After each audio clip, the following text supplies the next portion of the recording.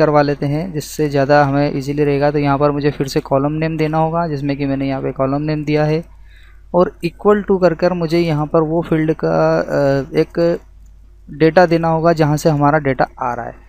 तो name field से हमारा डेटा कहाँ से आ रहा है, तो वो यहाँ से आ रहा है $पोस्ट। ठीक है, इसको हम एक बार इसका फॉर्म हम ओपन करके देख लेते हैं जिससे कि ज़्यादा इजी समझ में आ जाएगा। तो ये हमारा फॉर्म है। तो यहाँ पर जो भी यूज़र है अपना नेम डालेगा, उस नेम का हम जो डेटा ले रहे हैं पोस्ट मेथड के थ्रू, उस पोस्ट मेथड को हम यहाँ पर यूज़ करेंगे। तो इससे वो हमारा जो डेटा जो आ रहा है ऑनलाइन उसको और वो हमारे जो डेटाबेस में मिल रहा है वो दोनों मैच हो जाएगा। तो उससे फिर वो हमारा डेटा अपडेट हो जाएगा। तो इसको देखते हैं हम यहाँ पर करके। अब यहाँ पर हम उस फील्ड का नाम देंगे सिंगल कोट्स में जहाँ पर जिस फील्ड के रेफरेंस से हम अपडेट करना चाह रहे हैं। जैसे कि हम नाम के थ्रू करना चाह रहे हैं तो मैं इसे यहाँ से कट कर लेता हूँ, कॉपी और यहाँ पेस्ट। ठीक है, तो यहाँ पर अब ये क्या करेगा कि इन सारी फील्ड को अपडेट करेगा सिर्फ इस एक फील्ड के रेफरेंस पे। अगर जो भी हम नाम देंगे सिर्फ उसी रिकॉर्ड को ये अपडेट करेगा। और इसके पहले हमें यहाँ पर भी इन सभी रिकॉर्ड्स की फील्ड को देना होगा, जैसे कि हमने यहाँ पर डिफ़ाइन किया हुआ है। मैं इसे यहाँ से कॉपी कर इन्हें पेस्ट कर देता हूँ।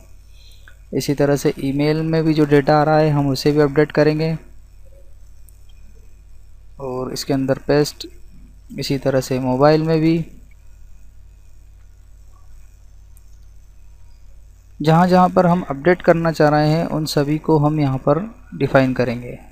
इसी तरह से हम यहाँ पर इस पासवर्ड फील्ड को भी लेते हैं और यहाँ पर सिंगल कोट्स में हम इसे भी डिफ़ाइन कर देते हैं।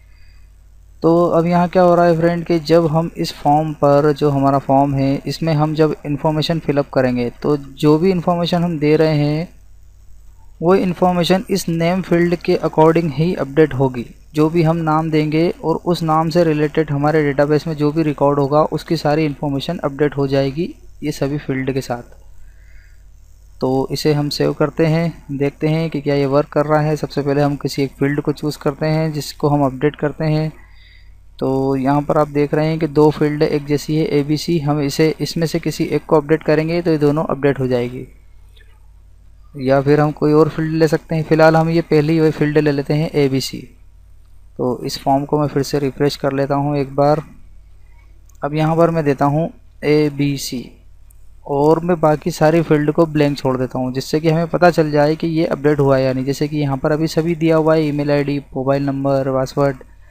तो मैं यहाँ पर सारी फील्ड को ब्लैंक छोड़ रहा हूँ ताकि हमें पता चल जाए कि ये अपने नाम के अकॉर्डिंग अपडेट कर रहा है या नहीं। तो इसे मैंने सबमिट किया तो ये बता रहा है रिकॉर्ड सबमिट। अब हम हमारे डेटाबेस में आते हैं, इसे रिफ़्रेश करके देखते हैं। तो ये देखिए इसने सभी फील्ड को जो हमने दी थी ABC के अकॉर्डिंग, इसने सभी फील्ड को नल कर दिया, जो कि हमने कुछ भी नहीं दिया था यहाँ पर।